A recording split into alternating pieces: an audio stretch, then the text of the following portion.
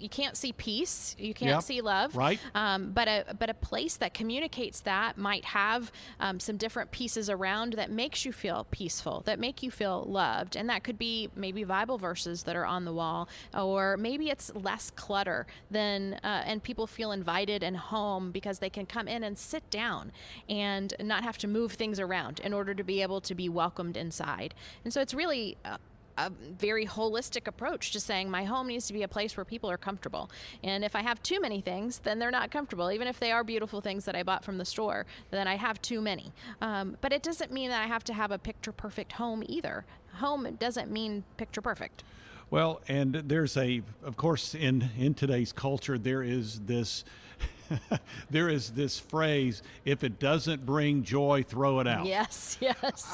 I don't know if you describe or if you subscribe to that way of thinking, but is there a minimalist aspect to this, making home a comfortable place, or is that even a factor?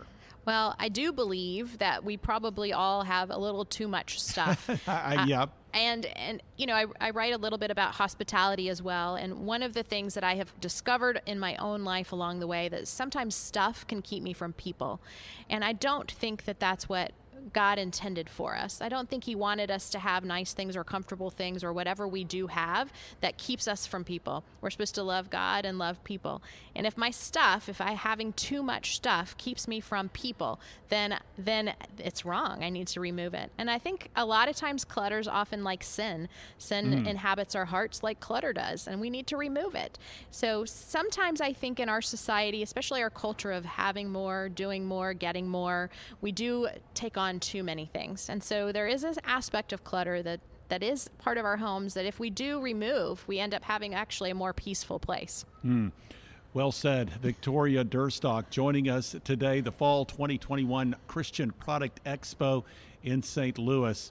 Well, your latest book is called Guard Your Heart and Home, and we've been talking about, as we might say, decor, tangible and intangible, right? And having too much, and how clutter perhaps outside our hearts or within our hearts can actually weigh us down. So there obviously are some elements when you speak of the adornment of your home.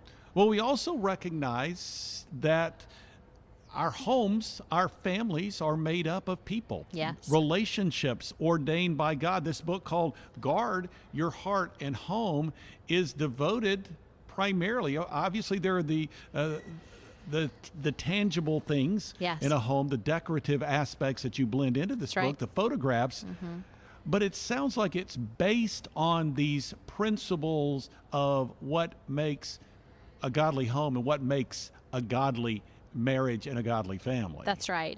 I think now more than ever, I don't want it to sound trite, but our marriages are under attack. And even recently I was reading an article that there thought there was going to be a baby boom after this COVID, I guess for lack of a better word, isolation, where we were all home. Yeah. And what's happened is the opposite. Unfortunately, the divorce rates are going up. And unfortunately, there's not a baby boom because people have actually found out maybe they don't really like being together under the same roof. And so my passion is to encourage people that are in marriage. It's not easy.